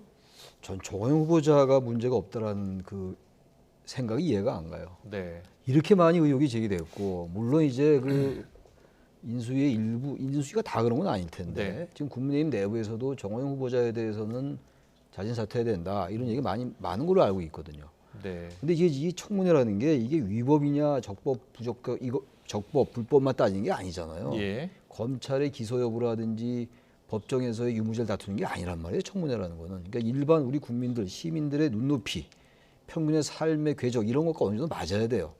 근데 지금 정호영 후보자에게 제기됐던 여러 가지 아빠 찬스라 이른바 그런 것도 보면 굉장히 석연치 않은 게 많아요. 네. 그렇다면 이 부분에 대해서 이렇게 제가 알기로는 지금 국민 여론도 별로 부정적으로 알고 있거든요. 네. 그렇다면 이 부분에 대해서는 빨리 자진 거취를 좀 결정해야지. 윤 당선인 네. 측의 오늘 워딩을 보면 제기됐던 의혹이 상당 부분 해소됐다, 클리어됐다 이렇게 평가했어요. 임명을 강행할 것으로 보이는데요. 그러게요. 저는 초창기부터 자꾸 이게 정무적 판단이 필요한 부분이라고 얘기했는데 네. 지금도 그건 변함이 없고요. 상당 부분 해소됐다. 오늘 아침에 나와서 하는 걸 들었는데, 네네. 상당 부분 해소됐다. 상당 부분이라고 다 해소됐다는 얘기는 아니었고, 예. 그리고 이제 예를 들어서 불법이라 뭐 윤리적 문제는 없는 것으로 판단이 되지만 국민 정서와는 조금 다른 문제다 이렇게 얘기도 하더라고요. 네. 국민의힘 관계자가. 예. 그러니까 저는 굳이 왜 국민의힘에서 이렇게 스스로 부담을 지려고 하는지 잘 모르겠어요. 뭐 국민의힘 입장에서는 이제 선거를 치르니까 치러야 하니까 국민 여론을 의식해서 이제 그런 얘기를 하는 것 같아요. 그러나 그게 이제 윤석열 당선인까지 전달이 안 되는 것 같고 또 전달이 되더라도 윤석열 당선인이 이건 예를 들어서 사퇴시킬 수 없다든가 막 그런 쪽으로 완전히 마음을 굳힌 것 아닌가 싶어서 그러면 이러면 초창기 내각 출범도 쉽지 않을 뿐더러 내각이 출범하더라도 정말 국민들이 보기에 새로운 정부로서 뭔가 좀 기대할 만하다. 현 정부가 새로운 정부가 내세우는 공정과 상식이 뭔가 구현되겠구나. 막 그렇게 판단하기는 어려울 거로 생각이 됩니다. 알겠습니다. 지방선거 이야기 해보겠습니다. 현역 의원들의 지방선거 출마로 공석이 된 성남 분당갑, 인천 계양을에 이재명 민주당 상임고문 안철수 인수위원장 등판설 계속되고 있는데요. 안철수 위원장이 어제 마감된 국민의힘 공천 신청 접수를 하지 않았습니다. 어떤 배경이 있는 걸까요? 전략 공천을 염두에 둔 것 아니냐라는 해석이 나오는데요. 저도 안철수 위원장이 이제 분당갑에 출마할 가능성이 높은 것 같아요. 네. 지금 안철수 위원장으로서 이제 인수위 활동 다 끝나가고 총리도 안 됐고 예. 당에 뭔가 이제 기반을 확보를 해야 되는데 일단 그러려면 원내에 들어가야 돼요. 네. 분당갑은 지난번에도 대선 때 유리했고 이제 국민의힘이 그렇다면 이제 공천 신청을 해야 되는데 안 했단 말이에요. 예. 전략 공천을 염두에 둔 거 아니냐 이렇게 나오는데 네. 박민식 전 의원이 이번에 윤석열 당선인의 특별 보좌관을 했거든요. 예. 대선 때. 근데 박지원 의원이 거기 이제 공천 신청을 했단 말이에요. 그렇다면 이 부분을 또 어떻게 될 것이냐. 지금 이제 김은혜 지금 이제 의원도 전 의원입니다만 네. 지금 이제 경기도지사 후보로 등록을 했는데 이른바 윤심이 작용했다는 얘기 많이 하잖아요. 네. 박민식 전 의원도 지금 어떤 윤석열 당선인의 특별 보좌관이었단 말이에요. 대선 때. 그래서 이게 그냥 전략 공천으로 갈 거예요. 특히 이준석 대표가 전략 공천에 대해서 조금 좀 회의적이란 말이에요. 네. 전략 공천이 아니라 일단 경선해야 된다 이렇게 나오기 때문에 안철수 위원장을 견제하는 것 같아요. 견제하는 거죠. 그러니까 예. 이 부분은 그 쉽게 전략 공천하기에는 좀 여러 가지 좀 경로가 있어야 될 것 같아요. 그렇군요. 결정되지 않을 것 같습니다. 예, 노동희 교수님 어떻게 보세요? 안철수 위원장이 지금 공천 신청을 안 했잖아요. 예. 그럼 전력 공천 해달라는 뜻입니까? 뭐 그렇겠죠. 네. 당연히 그런 식으로 이제 생각이 되고 그러나 저는 안철수 위원장이 그런 생각이 있다면 예. 저는 당당한 경선이 원칙이라고 생각합니다. 예. 이준석 대표의 말에는 물론 지금 말씀하신 대로 뭐 안철수 위원장에 대한 견제 이런 것도 있겠지만 저는 그 부분이 원칙적으로 옳다고 생각합니다. 네. 지금 제가 이제 좀 다른 데 알아보니까 예. 지금 전국에서 무소속 출마가 지금 오죽순 나온다는 것이거든요. 그게 자꾸 컷오프 시키고 유력한 후보를 그리고 이제 경선을 좀 통하든지 아니면 전략 공천을 통해서 수긍할 수 없는 결과를 만들어내니까 그렇군요. 자꾸 예. 무소속이 많이 나온다는 거예요. 그러면 사실 예전에 한번 그런 적이 있죠. 무소속 뭐 이렇게 엄청나게 많이 당선된 시기가 있었습니다. 네네. 그런 때처럼 이번에도 그럴 가능성이 높거든요. 그렇군요. 예, 그러니까 저는 뭐 전략적 판단도 물론 필요하지만 여기는 전략적 판단이 필요한 데가 아니잖아요. 예. 예를 들어서 후보가 출마할 사람이 없어가지고 모셔와야 되는 그런 상황이라거나 이 부분은 우리가 절대로 질 수 없다. 그래서 정말 거물급을 삼고초려하거나 이런 것이 전략 공천이지 여기는 사실 국민의힘이 유리한 지역 아닙니까? 네. 그리고 여기는 안철수 위원장의 본거지라고 쓰는 안랩도 있는 안랩을 비롯한 IT 기업들이 많은 데 아닙니까? 예. 그런 데니까 안철수 위원장이 만약에 이제 있다면 저는 들어가는 게 좋다고 생각합니다. 출마하는 게 좋다고. 왜냐하면 예. 원외대표의 한계가 너무 명확하거든요. 지금 네. 이준석 대표를 보더라도 그러니까 출마하는 게 좋다고 생각하는데 그렇다면 저는 당당하게 경선하자라고 하는 것도 저는 충분히 좀 고려해야 된다고 생각합니다. 알겠습니다. 이재명 상임 고문 인천 계양을 국회의원 보궐선거에 등판할 것 같다라는 분석이 많고요. 어떤 분석은 이제 본인의 결심만 남았다 이런 분석도 나옵니다. 당 안팎에서 여러 목소리 나오는데요. 듣고 오겠습니다. 저는 이재명 상임고문님이 출마를 만약에 고민하고 계시다면 연고가 없는 인천으로 피해가시지 말고 직접 상임고문께서 설계를 하셨다는 대장동이 있는 분당갑에 나오셔서 주민분들로부터 당당한 평가를 구하시기를 바랍니다. 특히 이재명 고문 같은 경우는 출마가 개인적 차원의 문제만이 아니고 이건 당 차원에서 중요한 전략적 의미가 있는 거 아닙니까? 네. 최종적으로는 이재명 고문이 판단해야 될 거 아닙니까? 소 잡는 칼로 닭 잡는다는 우려도 있다는 것을 한번 판단할 필요는 있다. 네.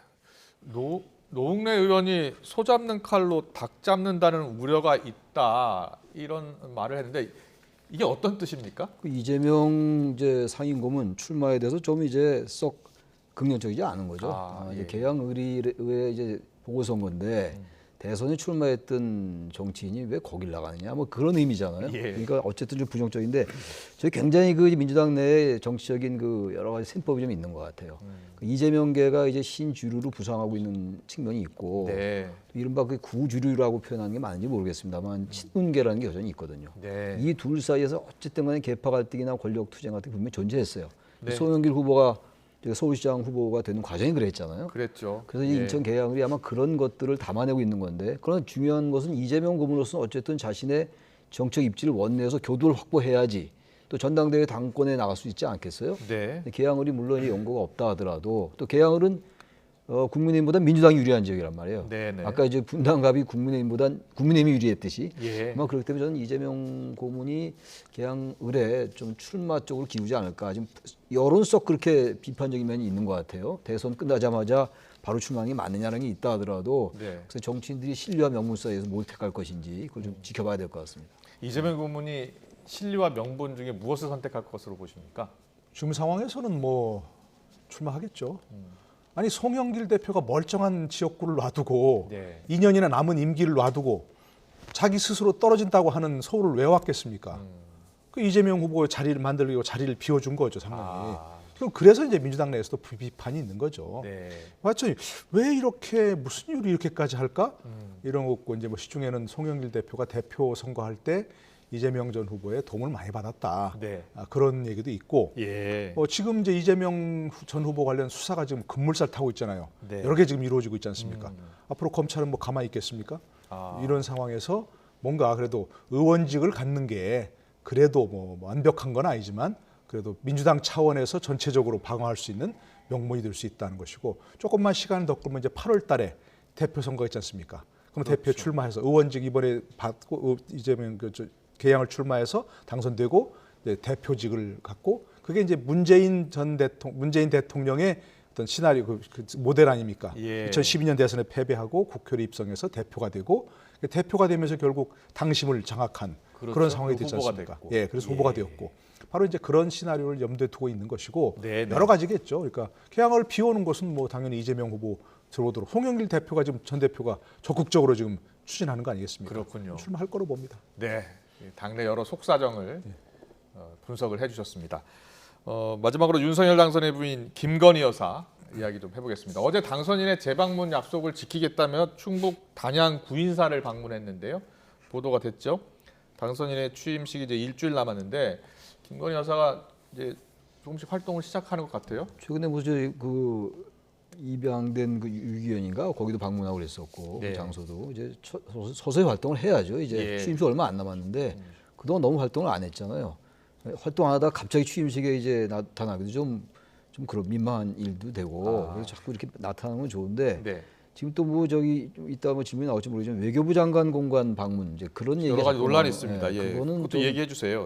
그 부분은 저는 이제 여러 가지 지금 이것도 진실 공방 비슷하게 돼 버렸어요. 별 문제 아닌 것 같았는데 외교부 장관 공관에 방문해 가지고 갑자기 방문했다는 거 아니에요? 민주당 주장에 의하면. 그래서 일단 자리 좀 비워달라 그랬다는데 우상호 의원이 그렇게 그렇게 얘기를 했어요. 누구 말이 맞는지 모르겠는데 그렇지 않다. 지금 이제 인수위에서 그렇게 얘기하고 있는데 누구 말이 맞는 게 모른다면은 이건 사실은 만약에 우상호 의원의 주장이 사실이라면 이건 사실 큰 문제가 될 수 있어요. 외교장관 공관에 가서. 그래서 이 부분은 일각에서 그런 얘기 나오잖아요. CCTV 있으면 그거 돌려라.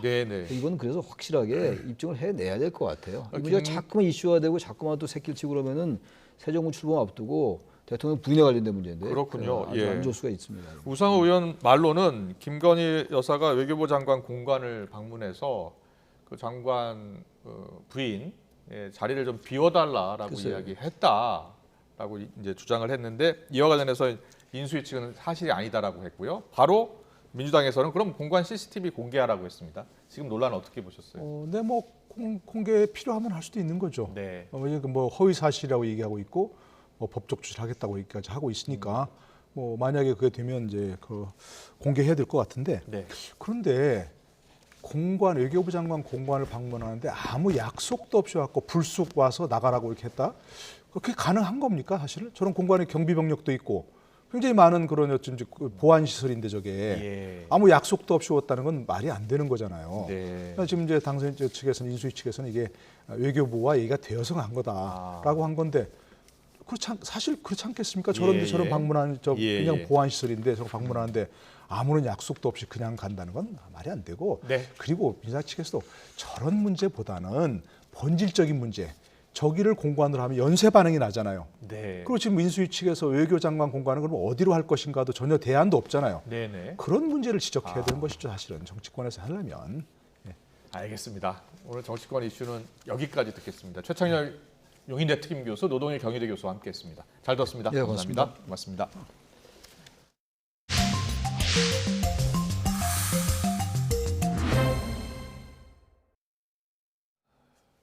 코로나 유행으로 중단됐던 무비자 입국이 다음 달부터 제주공항과 양양공항을 통해서 입국하는 외국인들에게 허용이 됩니다. 정부는 코로나19 감염 확산 가능성을 줄이기 위해서 기업들의 재택근무 활성화를 적극 지원하기로 했습니다. 취재기자 연결합니다. 최명신 기자. 네, 최명신입니다. 정부가 일상회복에 맞춰서 지역경제 활성화 조치에 나선 거군요. 네, 정부는 일상회복 분위기에 맞춰 지역경제 활성화 조치를 시행하고 감염 재확산 가능성에도 대비하기로 했습니다. 이를 위해 우선 다음 달부터 제주공항과 양양공항을 통해 입국하는 외국인들에게 방역 지침 준수를 조건으로 무사증 입국이 허용됩니다. 제주공항은 무사증 제도를 운영하다가 재작년 2월 코로나19가 확산하자 이를 중단했었습니다. 이번 무사증 입국 허용 조치 대상은 중단 전까지 무사증 제도를 시행했던 국가들입니다. 양양공항은 베트남과 필리핀, 인도네시아, 몽골 입국자 가운데 5명 이상 단체 관광객이 무사증 입국 대상입니다. 정부는 앞서 지난달 해외 입국자 가운데 백신 접종 완료자의 격리 면제 조치를 시행했는데요. 이번 입국제도 개선으로 관광객 규모 확대와 관광시장 활성화에도 도움이 될 것으로 보고 있습니다. 무비자 입국으로 인한 코로나19 해외 유입 확대 우려에 대해선 방역 당국이 모니터링을 통해서 면밀하게 관리할 계획입니다. 정부는 또 기업의 재택근무 활성화를 통해 감염 확산 가능성을 낮추기로 했습니다. 재택근무를 도입하는 기업의 부담을 완화하기 위해서 프로그램 장비 구축과 인사 노무 관리 비용을 지원하기로 했습니다. 인프라 구축 비용은 최대 2천만 원까지, 인사 노무 관리 비용은 1년간 최대 360만 원을 지원합니다. 현재까지 총 6건의 재조합 변이가 확인된 가운데 정부는 유전자 분석 강화와 위험도 평가 등을 통해서 신종 변이 바이러스 확산에도 대비한다는 계획입니다. 지금까지 사회부에서 YTN 최명신입니다. 오늘 오전 9시 50분쯤 경기도 포천시 내촌면에 있는 파쇄 공장에서 노동자가 기계에 끼어 숨지는 사고가 났습니다. 플라스틱과 금속을 분해하는 기계가 작동을 멈추자 57살 남성 A씨가 기계 안에 직접 들어가 확인을 했는데 아래에 있던 직원이 이를 모르고 기계를 작동시킨 것으로 조사됐습니다. 기계를 작동시킨 직원은 경찰 조사에서 기계 내부에 사람이 있었는지 몰랐다고 진술한 것으로 전해졌습니다. 전국 장애인 차별철폐연대가 오늘 아침 서울 지하철 3호선 경복궁역에서 새 정부의 장애인 관련 예산을 촉구하며 이틀째 출근길 지하철 시위를 이어갔습니다. 열차 운행이 5분 정도 지연됐지만 어제보다 혼잡은 덜했는데 전장현은 모레부터는 지하철 4호선 삼각지역에서 기어서 지하철에 오르는 오체 투지 시위를 진행할 계획입니다. SNS에 성적인 게시물을 올려 청소년들을 끌어모으고 친밀감을 쌓은 뒤에 성착취물을 만든 30대가 검찰에 넘겨졌습니다. 이 남성은 청소년 피해자들을 유혹한 뒤 집으로 불러들여 성착취물을 만든 혐의로 지난해부터 아동 청소년 대상 디지털 성범죄에 허용된 경찰의 위장 수사 기법을 통해서 검거가 됐습니다. 전북 군산의 한 아파트 10층 발코니에서 추락한 4살 어린이가 나무에 걸려 가까스로 목숨을 건졌습니다. A군은 어머니가 집을 비운 사이 창가로 갔다가 사고를 당했는데 갈비뼈 등을 크게 다쳤지만 나무에 걸려 목숨을 건진 걸로 알려졌습니다. 국정농단 사건으로 수감 중인 최서원 씨의 딸 정유라 씨가 조국 전 장관 등 여권 인사 4명을 명예훼손 등의 혐의로 경찰에 고소했습니다. 정 씨는 오늘 서울경찰청에 조 전 장관과 안민석 민주당 의원, 주진우 전 기자, 방송인 김어준 씨를 명예훼손과 모욕 혐의로 수사해달라는 고소장을 제출했습니다. 정 씨와 동행한 유튜브 채널 가로세로 연구소 강용석 변호사는 조 전 장관이 정 씨가 주변에만 공개했던 글 가운데 일부를 발췌해 자신의 SNS에 올려 당시 탄핵 집회에 불을 질렀다고 주장했습니다.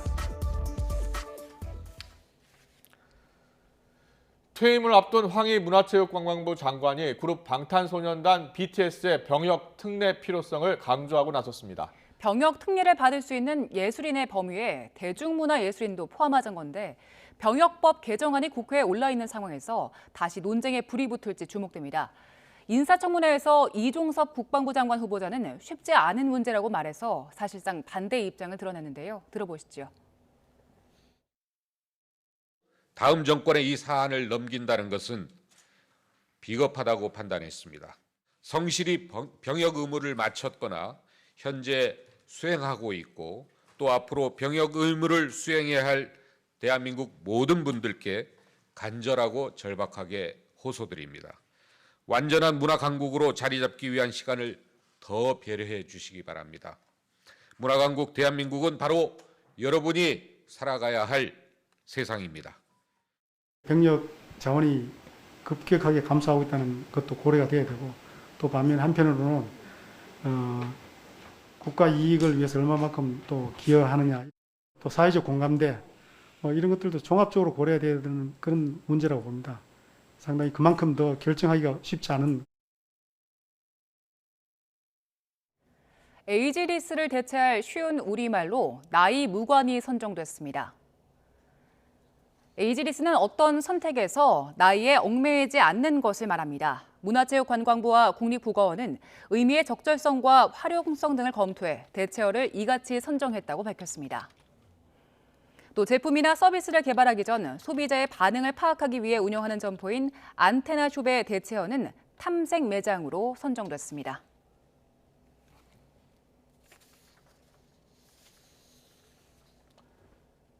네, 현대산업개발이 광주 화정에 있는 아파트 붕괴 사고가 났었던 그 아파트를 모두 철거하고 다시 짓기로 했죠.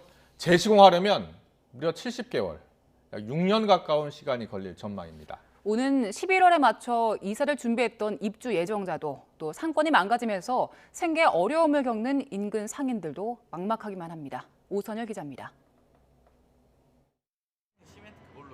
붕괴 사고가 발생한 아파트는 입주가 오는 11월로 예정돼 있었습니다.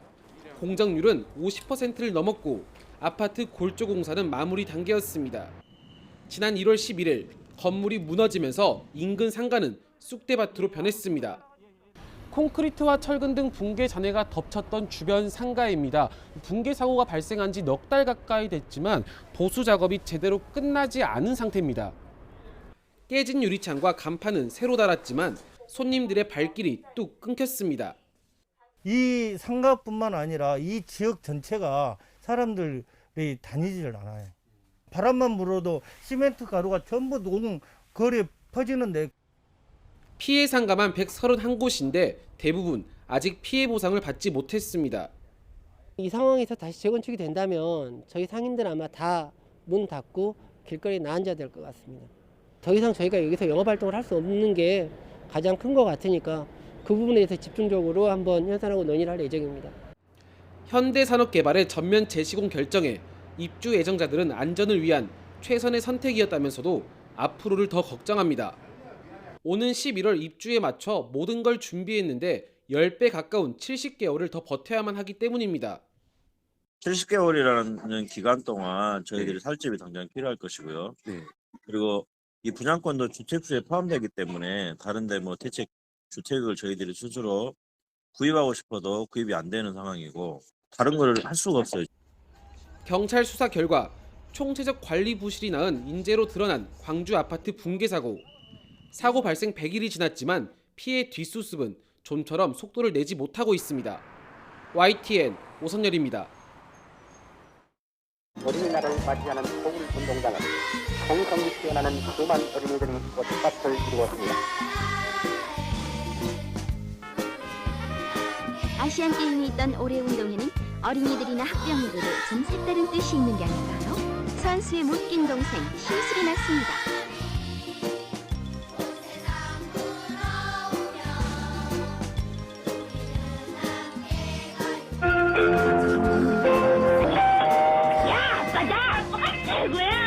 하는 마음으로 종합 선물 땡큐. 함께 들어가요. 충전기는 소리 들어있어. 기종 특성 42게임 대전 12게임 모두 승부하라.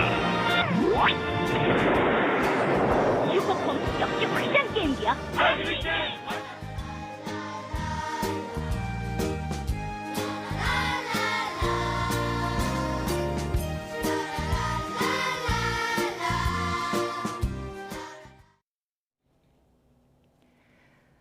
내일은 1923년 소파 방정환 선생께서 어린이날 제정한 지 꼭 100년이 되는 날입니다.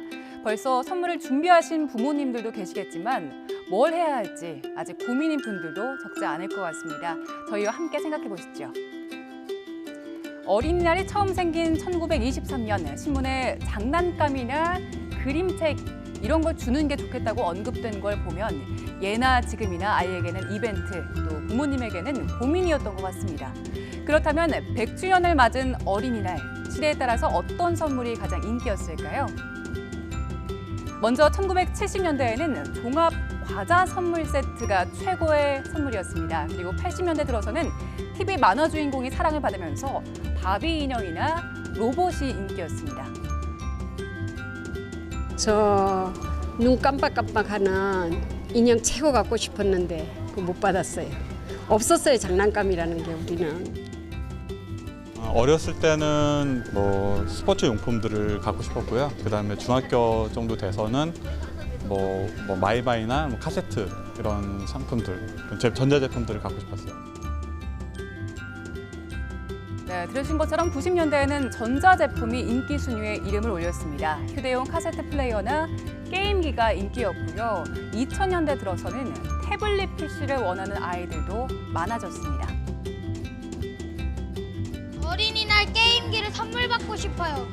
애들이랑 같이 놀기도 하면서 정도 쌓고 그렇기 때문에 게임기를 갖고 싶어요. 어린이날 별로 안 남았는데 엄마가 저를 위한 귀여운 곰인형 인형을 사줬으면 좋겠어요.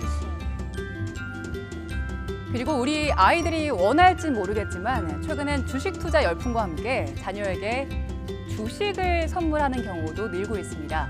국내 증권사들도 미래 고객인 아이들을 위한 맞춤 상품을 선보이고 있는데 주식을 모바일 상품권처럼 선물할 수 있도록 했습니다. 물질적인 선물보다 부모님께 칭찬을 더 받고 싶다는 어린이날 조사도 있었는데요. 1위가 칭찬, 그리고 2위가 용돈, 3위가 애정 표현이었고요. 또 4위는 자유시간이었습니다. 부모님과 함께 더 많은 시간을 보내고 싶어하는 우리 아이들의 소망이 담겨 있는 것 같아서 안타까운 생각도 들지요. 실제로 방정환 선생께서는 일제치하에서 힘든 노동을 감당해야 했던 어린이를 인격적으로 예우하고 사랑해주자는 취지에서 어린이날을 만들었는데요. 아이들에게 돈과 과자보다는 동화를 들려주자는 제안도 한 걸로 전해졌습니다. 100년째를 맞은 어린이날, 인기 있는 선물은 시대에 따라서 변해왔지만 부모님과 함께 즐거운 시간을 갖고 싶어하는 아이들의 마음은 예나 지금이나 달라지지 않았을 겁니다. 내일부터 징검다리 연휴가 시작되죠. 이번 어린이날에는 우리 아이들과 부모님 모두에게 소중한 추억을 만들어 보시는 것도 좋겠지요.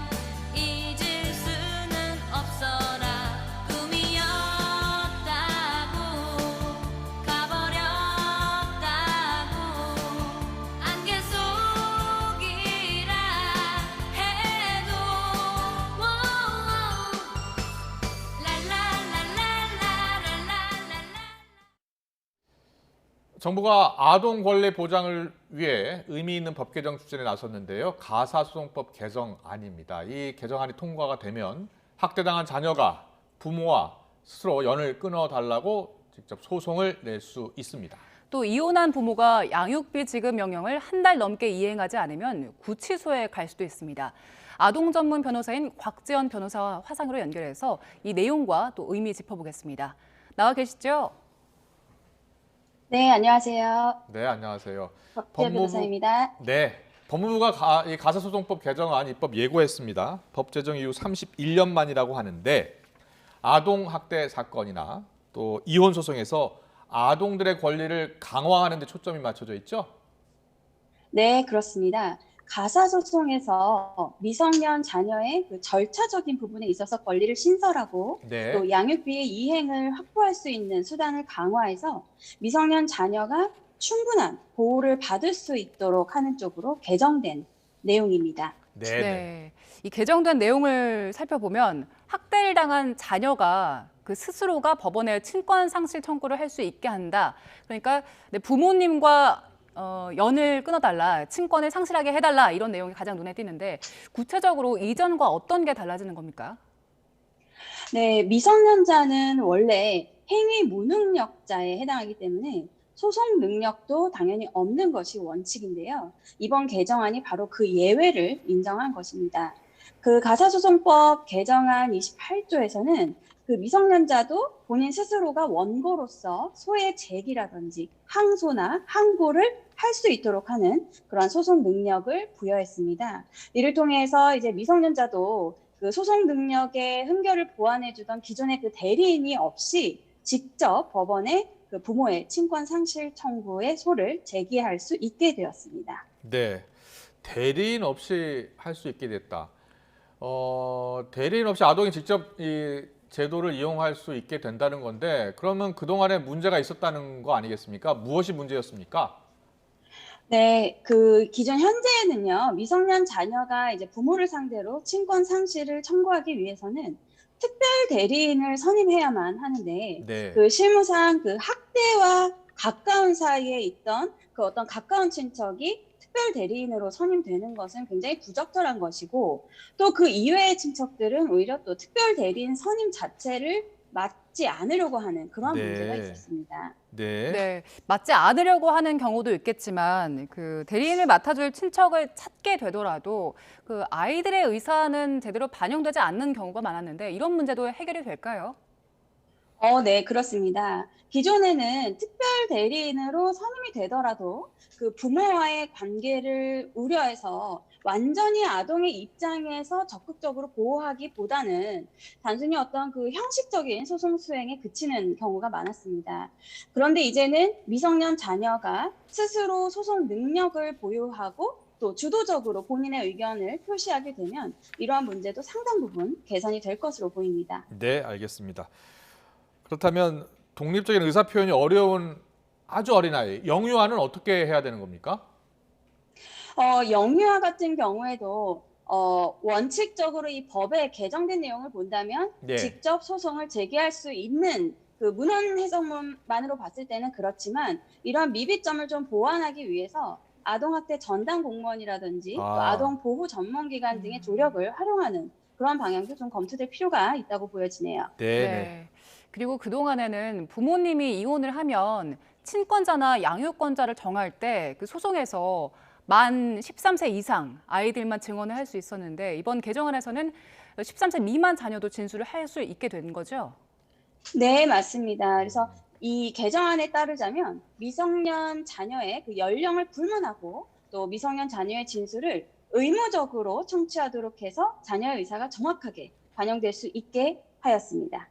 네, 양육비 미지급 문제 관련 내용도 눈에 띄더라고요. 자, 이혼한 부모가 법원의 지급 명령을 한 달 넘게 이행하지 않으면 구치소에 가둘 수 있게 된다고요. 그동안의 법과 어떻게 맞습니다. 달라지는 겁니까? 지금 현재는 이제 3기 이상, 보통은 3개월 이상이고요. 그 정도 법원으로부터 이행 명령을 받은 의무자가 양육비를 지급하지 않으면 감치 명령이 가능했지만 지금 이 개정안에 따르자면 이행 명령을 받고도 30일 이내에 양육비를 지급하지 않으면 즉시 감치를 할 수 있도록 감치 명령의 요건을 완화하였습니다. 네, 이렇게 개정이 되면 양육비 미지급 문제가 어느 정도 해결이 되겠습니까? 아주 큰 도움이 될 거라고 생각이 듭니다. 한 달만 양육비 이행 명령을 지급하지 않아도 감치될 위험에 처해지기 때문에 고의적으로 양육비를 지급하지 않고 버티는 그런 지급 의무자는 상당히 많이 줄어들 것으로 예상됩니다. 네, 이 법이 언제쯤 시행된다고요? 이 법은 이번 올해 네. 하반기에는 이제 오늘 22년 5월 3일에 입법 예고를 한 상태고요. 예. 시행 일자는 이제 올해 안으로 이루어지지 않을까 예상이 되네요. 네, 알겠습니다. 오늘 말씀 잘 들었습니다. 곽지연 변호사와 알아봤습니다. 고맙습니다. 감사합니다. 2년 만에 100% 관중과 육성 응원이 허용됐죠. 올해 프로야구의 첫 월간 MVP가 다음 주 발표됩니다. 돌아온 에이스 SSG 김광현과 리틀 이대호로 불리는 롯데 한동희 등이 치열한 경쟁을 벌이고 있습니다. 신윤정 기자의 보도입니다.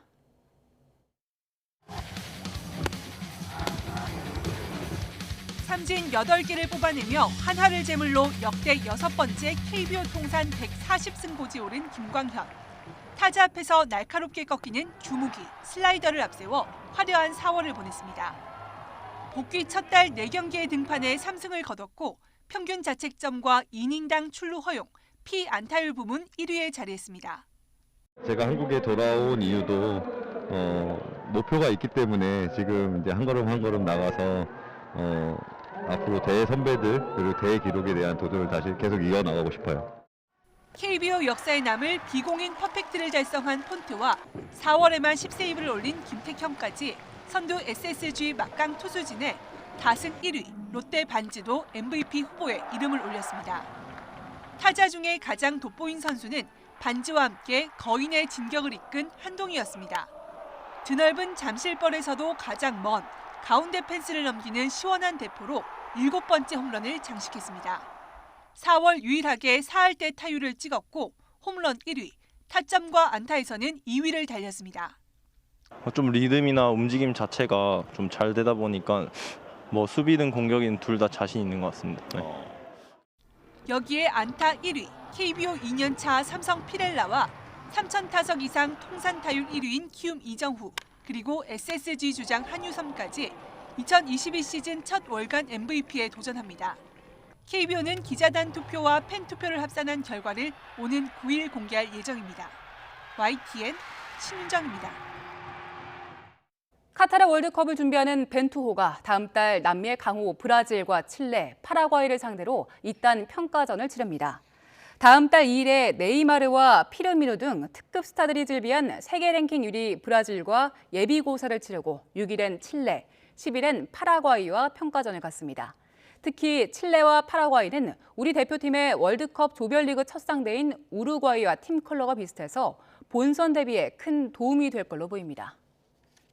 어린이날이자 절기 2파인 내일도 때이른 더위가 이어집니다. 강한 봄볕이 내리쬐고 따뜻한 남서풍이 가세하면서 서울 낮 기온이 25도까지 오르겠습니다. 전국의 자외선 지수도 매우 높게 나타나겠습니다. 외출하실 때는 모자나 선글라스도 챙기시는 게 좋겠습니다. 한편 고온건조한 날씨가 이어지면서 동해안 지역은 산불이 비상입니다. 이들 지역에는 건조주의보와 강풍주의보가 동시에 내려져 있고요. 특히 내일 오전까지 초속 25m 안팎의 양간지풍이 불겠습니다. 불씨관리 철저히 해주시기 바랍니다. 내일 아침 기온은 오늘보다 2, 3도가량 높겠습니다. 서울 13도, 대전 10도, 광주 11도가 예상됩니다. 내일 낮 기온은 오늘과 비슷하거나 조금 높겠습니다. 서울 25도, 대전 27도, 광주 27도가 예상됩니다. 금요일 밤부터 토요일 오전 사이에는 중부와 호남에 비가 조금 내릴 전망입니다. 날씨였습니다. 이어서 저녁 종합 뉴스 이브닝 뉴스가 방송됩니다. 시청해주신 여러분 고맙습니다.